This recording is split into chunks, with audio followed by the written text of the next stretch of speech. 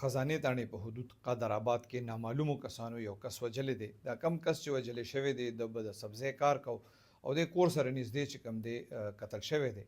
دې حوالې سره چې په خزانې تاڼه کې کوم FIR درج شوی دی په دې کې مدعي دی عظیم خان ولد شیرزمان سکنه ګوهي قدر آباد.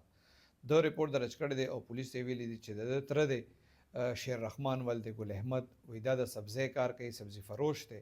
وایي د شپې ځي زرنج ډرایور سره هغه بیا سبزي والي بیا هغه په دې زرنج کې خرڅوي. وایي بېګا د شپې 2 بجې هغه د کور ووتو د تره چې کوم دی شیر رحمان او وایي دی ووتو چې زه ځم سبزي منډۍ ته. وایي بیا لږ ساعت پس هغه زرنج ډرایور چې کوم دی وایي دې ته یې کال وکړو کور والا ورته والا چېرې هغه خو اوسه پورې نه رسېدو شیر رحمان. دی وایي چې کله مونږ د کوره راووتو او بیا هم تلاش شروع کړو نو دغه کور سره نږدې د شیر رحمان لاش پروت و، دې نامعلومو کسانو وژلی و.